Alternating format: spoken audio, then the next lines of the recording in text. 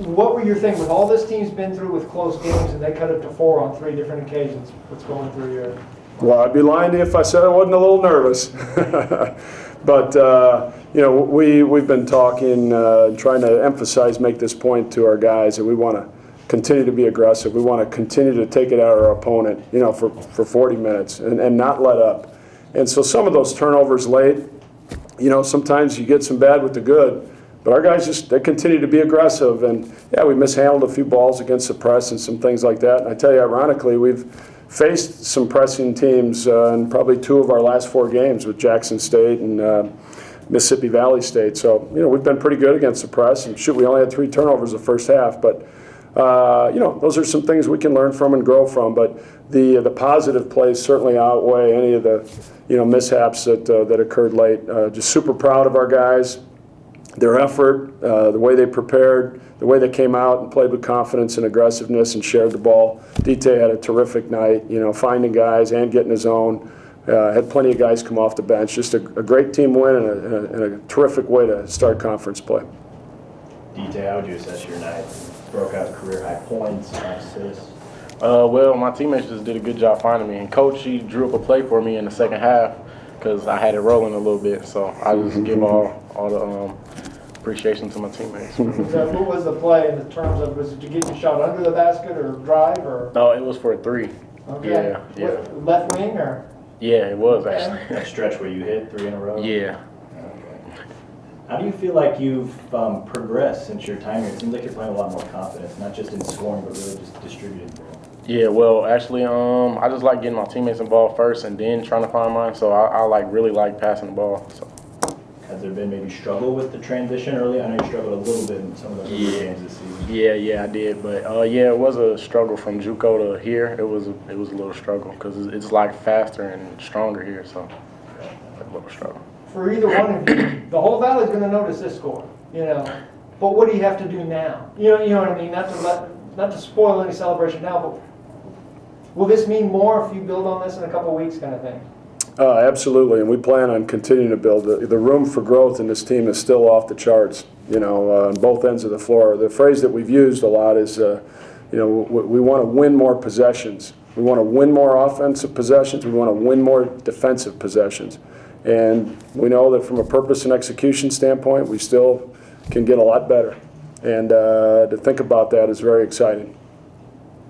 Anything else for GK? Thank you. Good job, D. Thank you, Coach. Coach, the beginning of the last 4 minutes there in the second half, it seemed a little reminiscent of maybe the DePaul game. Yeah, it sure did. And maybe there's this, no pun intended, but maybe there's some demons that we're still trying to shake off. We were able to get the ball in and then just kind of coughed it up a little bit against pressure. And again, I mean, it's a group that's faced some pressing in the past, and I think it's still that process of getting over that hump confidence-wise. You take these baby steps, and we've taken a couple pretty good steps the last few games, and this group's just continued to to improve, and they want to play so much for one another. And when you get that, you can really do some big things.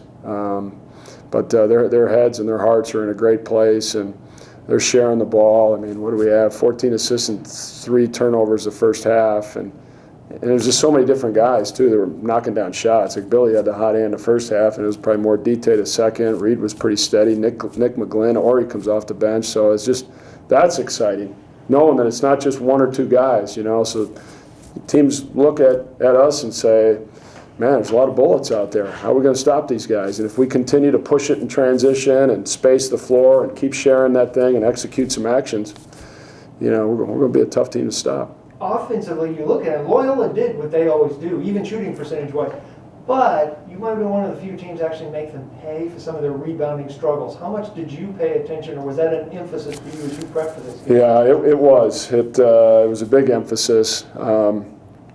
In our previous 4 games, we had given up an average of anywhere from 16 to 18 offensive rebounds a game. And the guys came back from the break, and we locked horns and slugged it out and just talked about the importance of finding ways to get more rebounds, physical blockouts, two-hand rebounds. We've battled in practice, and thought that really carried over, and we need to.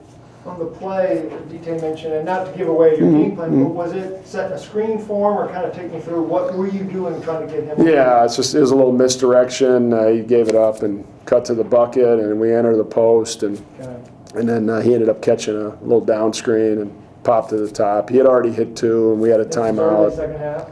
Yeah, maybe mid. Okay. Maybe mid. He had it going a little bit. He had hit 2 threes, so it's like, yeah, we're going to get him another one. And it's a play that we've got in and practiced. And, yeah, guys did a great job executing. Reed found Billy inside. We actually posted Bill. It's kind of a rare post-up deal, but we knew he was going to facilitate it.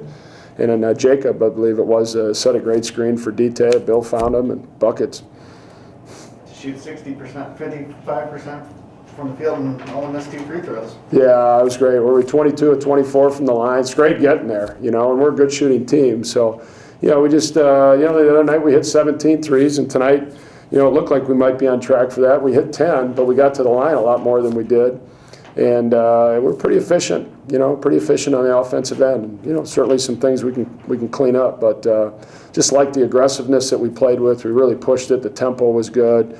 Our bigs sacrificed a lot. They, instead of always running to the rim or looking for their own post-up, they hit the brakes, and they're drag screening and run-out ball screening and really helping those perimeter guys get open. And, yeah, everyone on this team really gives up a little bit of their own game for the betterment of the team. And, man, when you get that, it's a lot of fun. Again, you can do big things. What's this confidence do, though, going forward now into the heart of the league? Well, sky high, it feels great. And, again, we're just so happy for these guys, and we're proud of their resiliency. We talked about that Mississippi Valley game being a springboard game, and this needs to be looked upon as a springboard game for us as well. And, now we're going to jump on the road. And, we got to be road dog warriors is what we got to be. We know that winning road games in this league is very difficult. It's a challenge. And we're going to face 2 real tough challenges here the next couple of days. And but we're excited for the challenge. It's a pretty united group. And, yeah, we look forward to, rolling out our A game, staying aggressive. Regarding DT, where have you maybe seen the most progress from him since he's been here? Yeah, he's a talented young guy. I think confidence-wise, just, going out there and making some plays within the flow of the offense. But, he's so multidimensional. He's a terrific passer. And then, for that point guard, there's always that fine line between, finding that balance of, finding other guys and distributing and, kind of getting your own a little bit as well. And his balance there has been really good. His defense has, Cody, his defense has really been something too that he's worked hard at. He's been challenged to step it up. He's got it in him, and we're seeing that from him as well. Is that one of the things he might have struggled with early on in the season? Maybe a little bit. Yeah. He's an awesome kid, and he really wants to be a complete player, and he made reference to it. There's always that transition when you transfer to a new program, and he comes from a great high school program, great junior college program. Yeah, and he's made good progress. Worked real hard. From your perspective, what DT did tonight, how often does he do things like that in practice? I think we expect him out of him almost every night. Not obviously to have a career night every night, but we really have high expectations for him, and it wasn't something out of blue for us. We knew he was capable of that, and I think moving forward, that's only going to boost his confidence, and I think it's going to continue. You'll see more nights out of him like this, and it might not be all the points, all the rebounds, all the assists, but it'll be within the flow of the game, and he's really someone that has developed, and we're really looking forward to what he has left. Definitely. You guys, about 4-minute mark, second half, they get on that run. Does it seem kind of reminiscent of the DePaul game? Yeah, the DePaul game I think helped us prepare for games like this. We kind of have different games that are experience points for us moving forward, and I think moving down that stretch, we kind of had a feel that we were going to win the game, and we just needed to stop the bleeding. And once we get one bucket, it extends the lead, and then we kind of feel more confident. And obviously, we had some turnovers down the stretch that we wouldn't have wanted. But I think it was another good point for us moving forward that, playing with the lead at home, if we make a mistake, that's okay. We just have to regroup from it and move forward. 7 different guys on your team had at least 4 rebounds. What was the mindset about rebounding and kind of neutralizing that? And how important is it that maybe you don't have a guy that's going to give you 12 every night, Yeah. but you can all It's definitely like one of our main emphasis points in practice every day is defensive transition and rebounding, and it's something in the first half of the season that we kind of struggled with, but we knew we were capable again of doing it. And in the first half, I don't think we gave up an offensive rebound, and then we carried it on to the second half to kind of gang rebound, because we know that if we're playing a zone or we force long shots, it's going to lead to long rebounds, and everyone needs to kind of gang rebound, help down, and it's anyone's capable of rebounding. We're all good rebounders. We have a knack for the ball, and I think moving forward, we got to keep emphasizing it because it's gonna help us down the line. How much does your confidence grow now, getting a couple wins in a row and starting off the league play with them? Yeah, I think we were always looking for in the first half of the non-conference season.